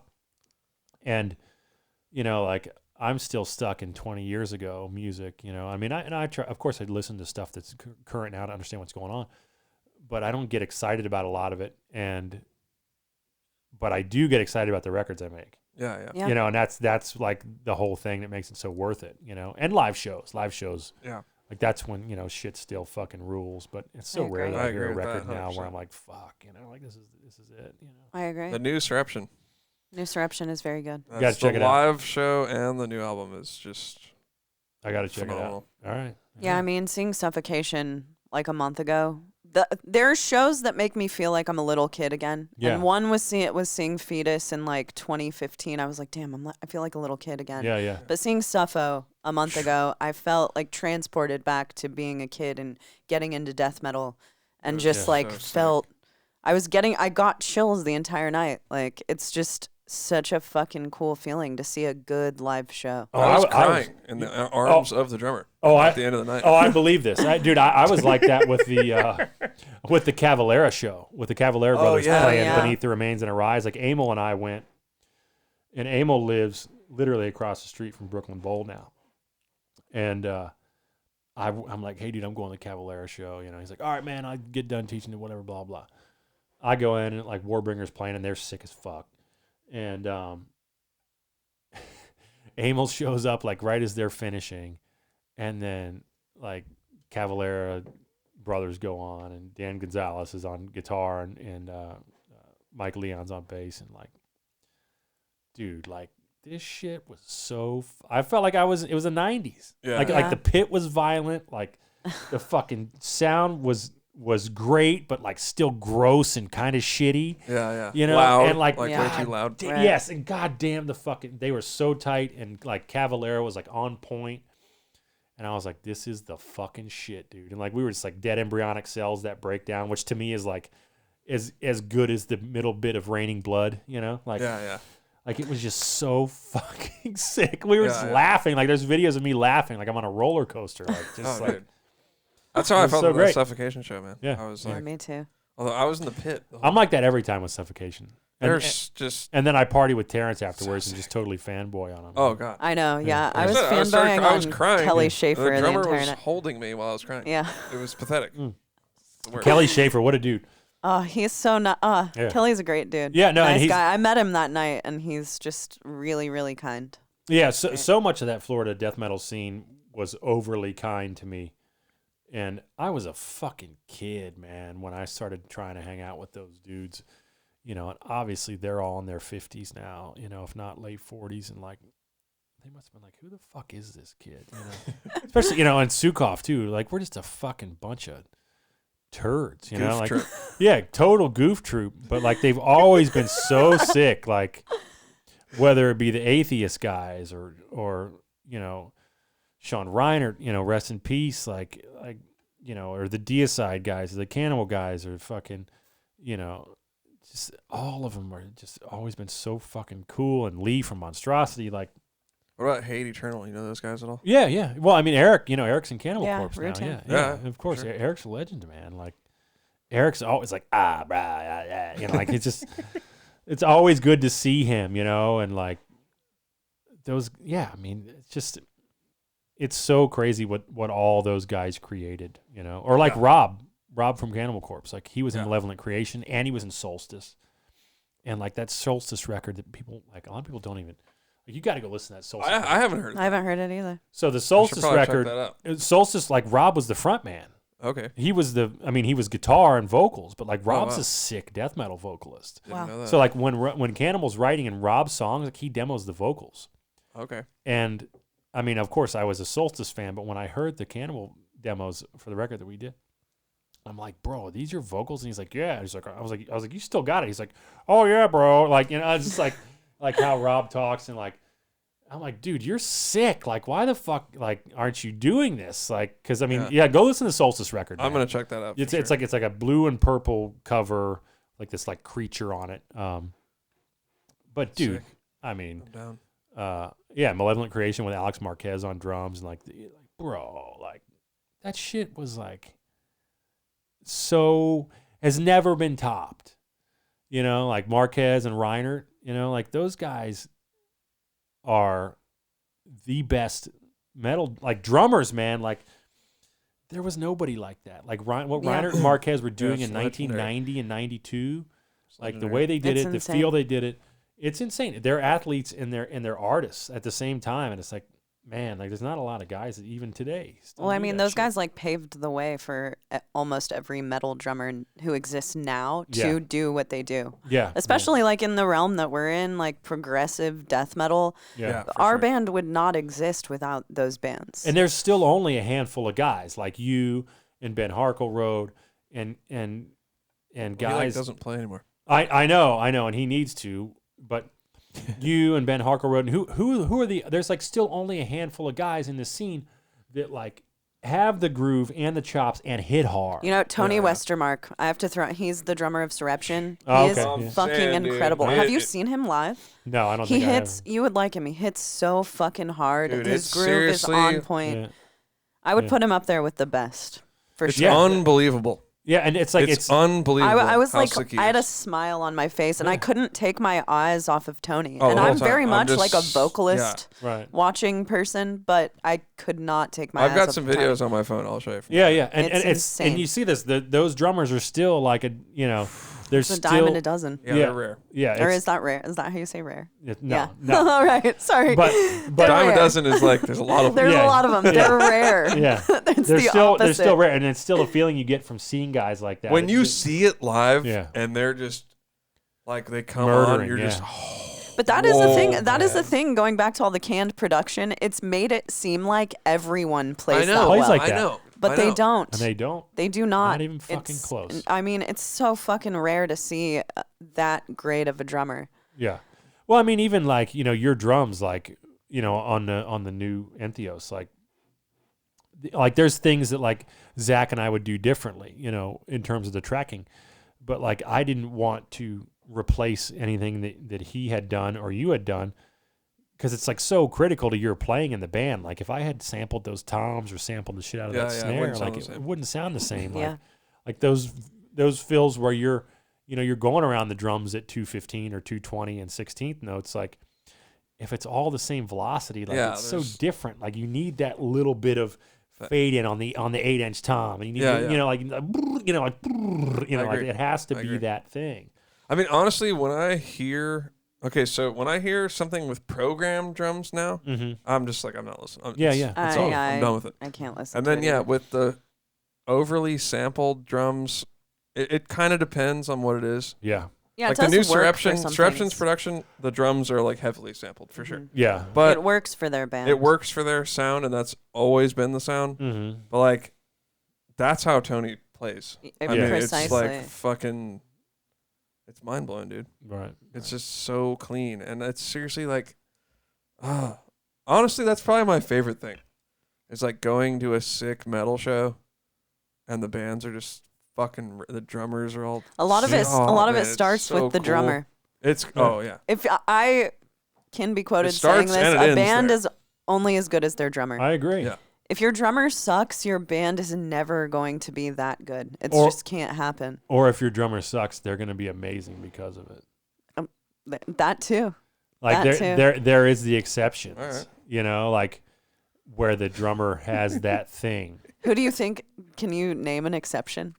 Yeah, I think like I can think of some. like Lars or Paul from Cannibal. Yeah. Like, Paul It's was like who that's I was the gonna- sound. I wouldn't know. say that Paul sucks or Lars sucks, but like they have limitations that puts the band that puts pressure on the band to write a certain way, and it makes them who they are. Like Yeah. I can't imagine Cannibal with It wouldn't like work. you I- on the kid or whatever. There's it no wouldn't way work. it wouldn't work with anyone Wouldn't work. else. Yeah. They need, but the way they drag the beat, it's like Pantera. Like, you know, Vinny is incredible. Like, you know, one of the best ever to me. You know, and like, you know, like people, like I probably talked a fair enough amount of shit about the Pantera reunion online, but like, I respect the shit out of Charlie Benante. I do. I think he's great. But he's like the polar opposite to me of Vinny. Like he's more of a on top of the beat guy, whereas Vinny's drag the beat guy. And kind of minimal. Like, yeah, I mean, the beats that he plays are. It's not what I would. right. I'm like overly accenting every single thing that's happening. right. You know, whereas Vinnie Paul is like, here's a kick every once in a while. Yes, Yeah. exactly. Kind of Like when you ask people, what's the song on Far Beyond Driven? Every Shedding Skin. Yeah. You ask guitar players, well, what's Vinny playing on the kick drum there? And they're always like, and it's Yeah. like, no, he's not. He's going, Yeah. and he's like leaves a kick out every other beat. Like it's so fucking heavy, dude. Yeah. You know, like It's really heavy. it's so heavy because he's not following. It's like, you know, and it's so important, those drummers, you know, like it really is, man, because if he was following those beats, it wouldn't be as heavy. Yeah. That's It's true. different. It's That's a different vibe. Like I get drummers that are just like, I'm like, oh, you're clearly playing what the guitarist wrote, aren't you? You know, and they're like, oh yeah, and I'm like, dude, take the kicks out. And then all of a sudden the song opens up and it's like, holy shit, it's so much heavier now. Because like when you follow the kicks all the time, Yeah. or when you follow the syncopated low notes on a guitar all the time, it kind of like, there's times when it's perfect, and then there's other times when it's kind of like you pour molasses on the song. Like it feels like it makes the song slower when you're going, you know, like all the time. With Dude, the I know. drums. You got to pick and choose. Yeah, For sure. yeah, And to me, like, as a drummer and a guitar player, if you want to call it that, like, it'll stick out to me. You know, when I'm supposed to just be like there's a new part on the new album where the guitar's like, and I'm just like, you know, it's like, it just sounds it's like, it's just supposed to be like that. Yep. You know, and I think guitar players are the absolute worst at Worst writing drummers? drums. Yeah, yeah. It sucks Yeah. so and bad. you can tell a lot of the time if Yeah. a guitar player has written God, the drum it parts or is- programmed them. It is so annoying, and it sucks so bad, and it honestly makes me like not want to do sessions yeah. because they send me these tracks, and I'm just like, dude, you guys like, right. you don't get it.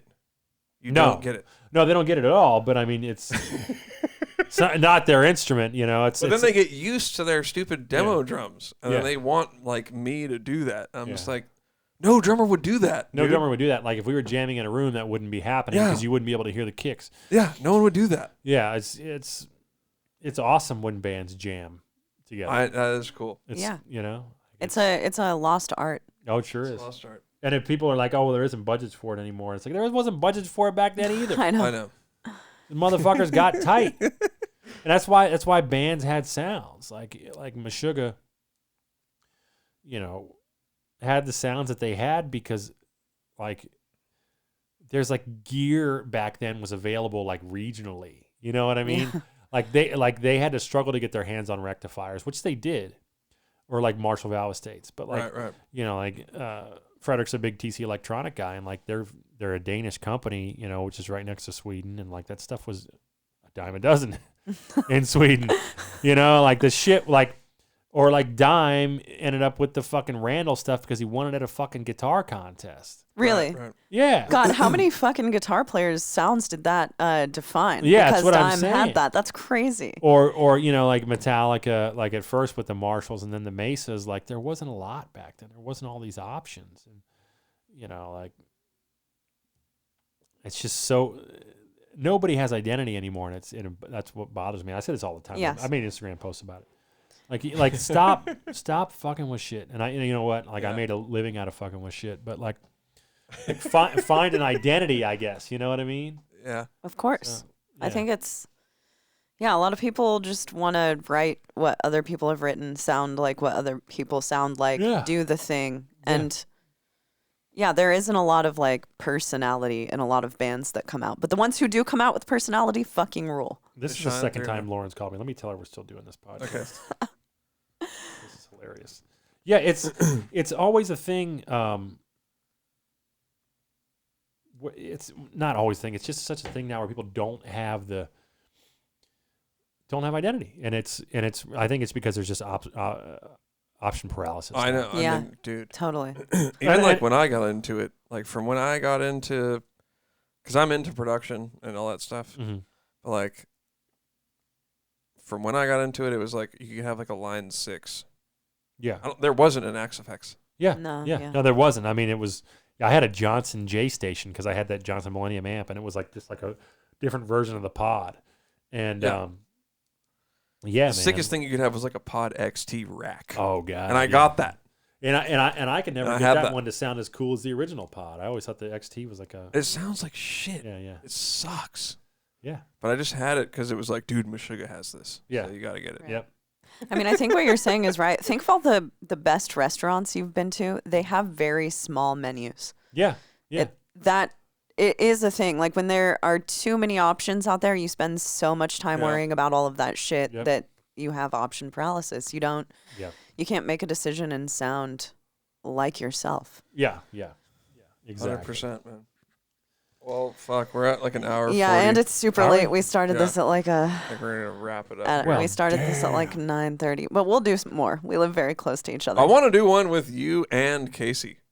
Okay, let's do it. I think that would be weird and fun. Yeah, it would be a good let's one. do it. Yeah, I mean, dude, I'm down anytime. I mean, I've had a blast. I could probably sit here for another 2 hours. Yeah, me talking too. shit. Me too. Well, actually, before we go, why don't you want there to be a Pantera reunion? Yeah, all right, let's get into that real quick. Yeah, no, I will. I will. I mean, let's talk more. And I hope it circulates. Not that anybody should care what I think, but like I just don't think that anybody, and it's not a fucking bag on people's abilities. Like Zach has written one of my favorite records of all time, The First Book of Shadows.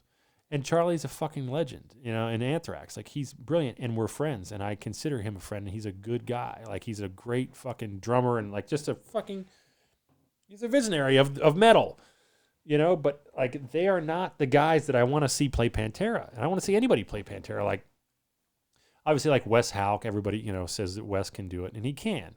But Wes doesn't want to be the dime bag guy. Yeah. And it would be cool, but it would be great. It'd be great. A Pantera tribute. Yeah, it's a Pantera tribute, and it's just fucking weird. And people are like, "Oh, if you didn't like a Pantera, you didn't good." Like it's like, okay, man, like I can't have an opinion on it. Dude, Pantera means more to me than just about anything out there in terms of music, and like those guys, like Charlie and Zach didn't grow up in Texas playing fucking blues shuffles, and it fucking shows. And that's not an insult. Zach's fucking brilliant. Yeah. It's just Charlie's a fucking thing. brilliant. Mm-hmm. It's like, and I don't want to watch I'm Broken with the beat rushed. I'm sorry. Like, I don't want it to be blah, blah, blah, blah, blah. I want it to be blah, blah, blah, blah, blah, blah. Like, you want that shit to drag, man. Like, sure. And they're going to go up there and they're going to play it too fast and they're going to fucking rush the beat and Charlie's going to rush through the film. And and for Anthrax, that's the shit because it feels awesome and they got that fucking thing, man. And Charlie's probably the best of those guys. But I just don't think it's going to sound right to me, And maybe I'm being a snob. They're going to sell a lot of tickets.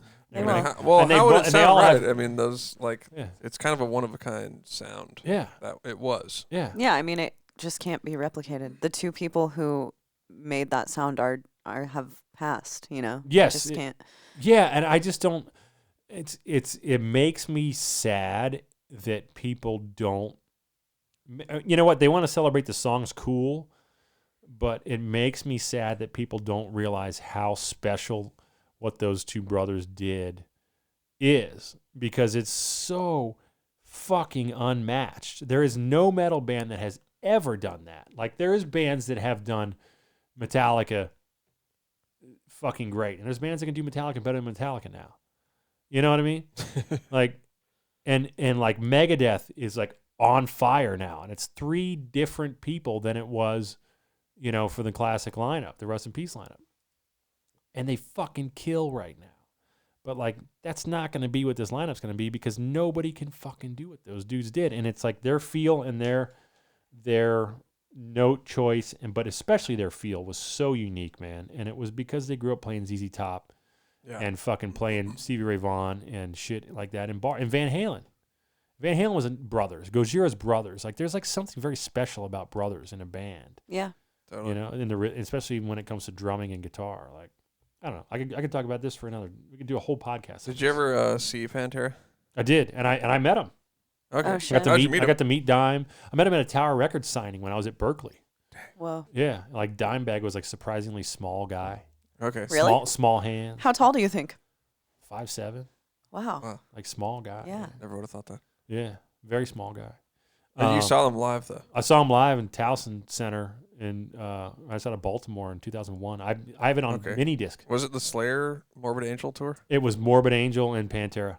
Yeah. I saw that. And Wow. Nothing Face. Yeah. Went to that tour. So you saw Pantera on that tour? Yeah. Dude, it was so sick. Did Slayer play, or am I Slayer didn't play on that one. They might have played some of the hits. Okay. I'm getting a different tour confused. So it was Morbid Angel, Pantera. Yeah, Morbid Angel. 2001. Yeah. I went to that show. Yeah, and I have it on. I taped it on mini disc. I have the. I recorded the show. Wow. Damn. Man, it was just so fucking sick. Dude, that was the first show that I ever drove to. Oh, okay. Like, yeah. I just got my. Right. I don't even know if I had my license. I might have just had my permit. Yeah, I was and like I just took 18. my mom's car. Yeah. Yeah. I was like 16. That's insane. Yep. Yeah, Hit it up. I have no like dog in the fight when it comes to Pantera. Right. But it's just not Pantera playing. No, it's not. I mean, isn't Phil kind of already doing this thing with the Illegals? Like, he plays Pantera songs. He is, and that's what I don't understand. It's like, okay, well, we need Zach and Charlie to sell tickets now. Yeah. You know, which is interesting to me, you know. And like I said, more power to them. Is it coming here? I don't know. I'll Can we go go? if it comes. Can we go? I'm not going. You're not going to go. I Mark, you're getting me in. Protesting. You're my in on the list. Oh God, you could get in a million times. You're protesting it? No, you know, we should go with me to the Anthrax Black Label show. I'm down. I love I and want to Hate go to shows, that. man. Hate Breed is opening. It's at the Ryman. Oh, Okay. what? We'll hang out with the Hate When's Breed that guys. though? September 16th, I think, or something. Perfect. We're going. Yeah, we're going. Let's I was definitely talking go. to Wayne from Hate Breed the other day. Like, we're I gonna love go. Hate We're gonna have a Breed. good time. And I was like, oh, I'm gonna give Charlie shit about Pantera. He's like, well, that should be interesting. I'm like, because Charlie doesn't take any shit. So like, but you know, like, Well, isn't he? He's like a New York dude, right? he's Chicago. Oh, okay. Well, even more. Yeah. Well, maybe Chicago he's a New people. York guy. I guess. Yeah. I don't know. He's in Chicago now. I don't know. But, yeah. Yeah. That sounds fun though. Yeah. I'm down. Yeah, that show will be fun. Yeah, it will be. I think we should take those 2 questions that are in the email inbox before we Okay. call it. Yeah, let's take There Oh, are 2 damn. questions. I don't know what they are, but They had to wait till the end of the podcast. that's what we do. We take questions at the end. Do you let them know that you've answered their questions? We say their name. We Well, I don't. mean- we don't like announce it. They I have mean, to, like, you don't email them. nope. No. So they have to like listen to the They have fucking to listen podcast. to the whole goddamn thing. All right. Yeah, they're shot. Dear Naveen, what is it like? What a sick studio. Uh, What do you think's like the defining Mark Lewis record? yeah, that's what. If you want. had to Ooh. name one, God, I don't know. I don't want there to be one. I like that. I don't want there to be one, man. You just want to keep going, and Yeah. you want every record to exceed your last one. I really do feel like I'm doing better work than ever. I feel like having a good, stable family, and you know, shout out to Lauren and all the kids. Yeah, Lauren is great. Yeah, having that and having the studio, I feel like I'm like alive and aware now. Like, I've made a lot of good records, and I listen back, I'm like, how the fuck did I do that? You know, like, That's kind of how it goes, you know? I think that every time I make a record, I'm like, or if I like go back and listen to songs that I've made, I'm like, how yeah, is that me? I just want to weird. keep topping myself. I feel like I'm really dialed in now, and I feel like it's like almost just beginning for me. You know, like it's. That's awesome. Cheney, I'm having a hard time finding here, these I'll find 'em. questions. I know where they are. Question. This one, David. Yeah. I think there was one up more, or maybe behind him. You seen it? Go down then. We're gonna need to get a Sorry, new there were email a for lot the of questions. messages Yeah, last like, week, We got yeah. a lot of shit going on here. Voicemail. Right here. Oh, this one. Oh, should we Okay, play that's it? not it. Fuck, man. I saw one I'm a couple fucking down. up I these think. questions. Yeah, this isn't it because the one had an actual question. I think Okay. we already played this. Yeah, we should have these in a separate. We're gonna have to have like a folder. KoperCrabb question. There was like a really good one, I think. I don't think I can find it. Well, shit. New voicemail. What's that? This one? This one. Oh, it's a voicemail. I don't think there's anything there. Probably want to buy your house. We are willing to make People a competitive do. How offer. many- Wait. You can go to the voicemails. Sorry, click on that again. Okay. Click on any voicemail and play it. Click play message, and It then goes you can. to the Google Voice inbox. Yeah, to the Oh, is left. that what you're you talking about? can- Was it a text or was it a? I'm not sure. Go. Because we get texts. I think it's on the here. second one down. What's that? Yeah, here we go. Okay. Here, I'll play it.